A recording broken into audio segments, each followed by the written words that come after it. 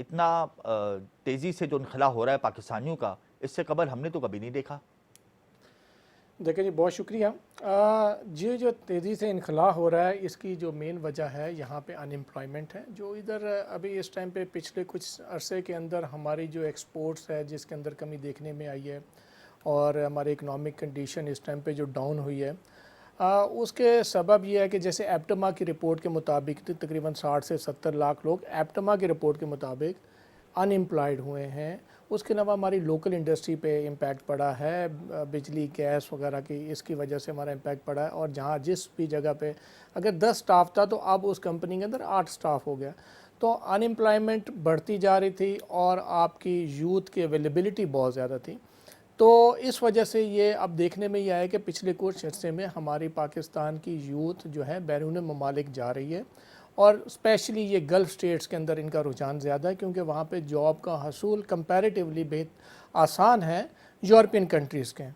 تو ہماری یہ جو یوتھ جا رہی ہے، اس کو میں ایک پازیٹیو سائن میں دیکھتا ہوں، کیونکہ اگر یہ دیکھیں جب ادھر ان امپلائمنٹ ہوگی اور اگر وہ یوتھ باہر روڈوں پہ سنیچنگ کرے گی اور دوسرے عوامل کے اندر عمل دخل اپنا کرے گی، اس سے بہتر ہے کہ یہ ہماری یوتھ اوورسیز چلی جائے اور باہر جا کے پاکستان کے لیے اور اپنے گھروں کے لیے ریمیٹنسز کا باعث بنے اور اچھی سیلریز کے اوپر کام کریں۔ مگر اسکل یوتھ تو نہیں ہے نا، اسکل لیبر تو نہیں ہے ہماری۔ اگر پڑھے لکھے لوگ باہر جائیں تو یہ تو زیادہ سود مند ہو، لیکن ہمارے پاس سے تو وہ لوگ جا رہے ہیں جو اسکلڈ ہیں ہی نہیں۔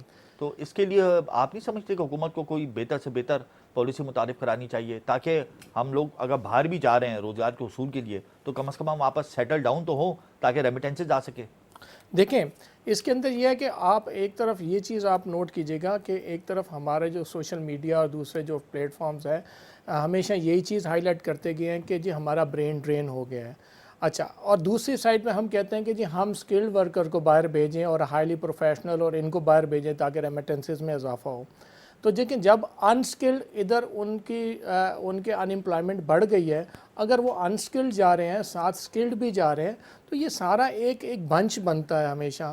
اب جیسے اس سال میں 5,40,000 ورک فورس ہماری باہر جا چکی ہے، جس میں جنوری سے اگست تک؟ جی، جنوری سے اگست تک، جس یہ میں آپ کے اعداد و شمار کے مطابق جی بیورو آف امیگریشن ان اعداد و شمار کے علاوہ وزٹ پہ جو گئے ہیں یا جو تعلیم کے حصول کے لیے گئے ہیں وہ الگ ہیں۔ جی وہ الگ تو ہے۔ ایک اندازے کے مطابق کتنے پاکستانی ملک سے باہر جا چکے ہیں؟ دیکھیں پہلے یہ چیز سمجھنے 7 لاکھ 8 لاکھ ہم سمجھ لیں، زوم کر لیں۔ دیکھیں پہلے ہمیں یہ سمجھنے کی ضرورت ہے کہ اگر ہمارے 5,40,000 work force bureau of immigration کے اعداد و شمار کے مطابق گئے ہیں، تو اس میں ہمارا تقریباً 4.25 سے 5 لاکھ ورک فورس ہماری گلف سٹیٹس میں گئی ہے۔ اور آپ کو پتہ ہے کہ گلف سٹیٹس کے اندر پاکستان جو نمائندگی بیسیکلی ورک فورس کے لحاظ سے کرتا ہے وہ بیسیکلی کنسٹرکشن والی سائڈ پہ اور سکلڈ اور انسکلڈ لیبر کیٹیگری میں زیادہ کرتا ہے۔ تو پہلے تو ہم 5,40,000 میں سے تقریباً 5 لاکھ کے قریب یہ ورک فورس نکال دیں۔ صحیح ہے۔ اس کے علاوہ آپ جب دوسری کنٹریز کی طرف جاتے ہیں تو اس میں یورپین کنٹریز میں اور پوری دنیا کے ممالک ہیں جس میں تقریباً آلموسٹ 40,000 کے قریب لوگ ہیں۔ یہ اسکل ہم ایزیوم کر لیتے کہ یہ ذرا پڑھے لکھے ہوں گے یا ان سے بہتر ہوں گے؟ دیکھیں ہاں بالکل کر سکتے ہیں کہ یہ ہائیلی سکلڈ بھی ہوں گے، سکلڈ بھی ہوں گے اور پروفیشنل لوگ بھی ہوں گے۔ صحیح ہے۔ لیکن اس چیز کو آپ پازیٹیو سینس میں دیکھیں، بات یہ ہے کہ جو لوگ آپ کے مطابق جو وزٹ ویزے پہ گئے ہیں، جو کہ نارملی گلف سٹیٹس کے اندر وزٹ ویزے پہ جاتے ہیں، سعودی عربیہ نہیں جاتے، جو کہ نارملی آپ کے یو اے ای، قطر، بحرین اور ان ممالک کی طرف جاتے ہیں جن کو کوئی پلیٹ فارم نہیں ملتا، تو وہاں سے ڈائریکٹ امپلائر جو ہے اس کو ویزا پرووائڈ کر دیتا ہے۔ یہ لڑکے کی اپنی کاوش ہوتی ہے، کوشش ہوتی ہے، جس کو وہ یوٹیلائز کرتا ہے اور اس کے بعد وہ اپنے ویزے کو، وزٹ ویزے کو اپنے امپلائمنٹ ویزے میں ٹرانسفر کرتا ہے۔ تو تقریباً ہم یہ ایزیوم کر لیں عدنان صاحب کہ 7-8 لاکھ لوگ جنوری سے اگست تک گئے ہیں باہر، ہم یہ ایزیوم کر سکتے ہیں؟ دیکھیں 5,40,000 تو ہمارے امپلائمنٹ کا فگر ہے کہ جو امپلائمنٹ ویزے پہ گئے ہیں۔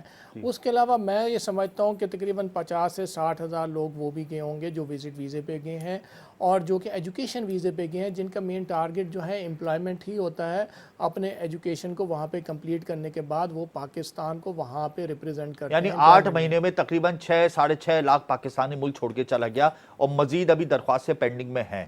جی دیکھیں آفیشیل جو فگر फिगर है वो 5,40,000 का है, उसके अंदर फिर डेफिनेटली विजिट वीज़ा और एजुकेशन वीज़े वाले भी लोग शामिल हैं। अच्छा, कितनी दरख्वास्तें अभी पेंडिंग में हैं जो मजीद बाहर जाना चाहते हैं? आपके पास कितने केसेस है इस वक्त पेंडिंग में? देखिए केसेस तो आते रहते हैं हमारे पास, क्योंकि अब इकोनॉमिक कंडीशंस की वजह से उसका जो केसेस की जो तादाद है और लोगों का जो रुझान है वो डेफिनेटली ज़्यादा हुआ है।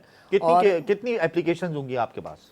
देखिए एप्लीकेशन तो हज़ारों की तादाद में आती है इस टाइम पे। जो तो पाकिस्तानी हमारी यूथ जो है काम बिज़नेस में या किसी जगह पे जॉब में इस टाइम पे अपना अवेलेबल है और कंपनीज़ में काम कर रहा है, दे आर मच सेटिस्फाइड। यानी हजारों की तादाद में लोगों की एप्लीकेशंस आपके पास ऑलरेडी मौजूद हैं। ये देख एप्लीकेशंस तो हमारी डिमांड्स एंड सप्लाई के ऊपर बेस करती हैं। हमारी डिमांड्स ज़्यादा है कैंडिडेट्स की तरफ से, सप्लाई हमारे पास कम है। बाहर से हमारे पास जो डिमांड्स हैं वो ज़्यादा इस टाइम पे नहीं आ रही, और उसकी मेन वजह यह है कि हम पहले भी रिक्वेस्ट कर चुके हैं कि हमारे एम्बेसीज़ और हमारे CWOs अगर, और हमारी गवर्नमेंट ऑफ पाकिस्तान, हमारी मिनिस्ट्री जो है ओवरसीज़ की, अगर इस चीज़ की तरफ तवज्जो दे और ख़ारजा पॉलिसीज़ को स्पेशली इन गल्फ़ स्टेट्स उसको एक और अच्छा बेहतर तरीके से कर दिया जाए, तो मैं समझता हूँ कि हमारे गल्फ़ स्टेट्स से जहाँ पे हमारी तकरीबन 5 लाख के करीब वर्कफोर्स गई है, वहाँ से हमें वर्कफोर्स की डिमांड ज़्यादा मिल सकती है, और हम इस अनएम्प्लॉयड, अनस्किल्ड, स्किल्ड और हाईली स्किल्ड वर्कफोर्स को हम यूटिलाइज़ कर सकते हैं उन ममालिक की तरफ।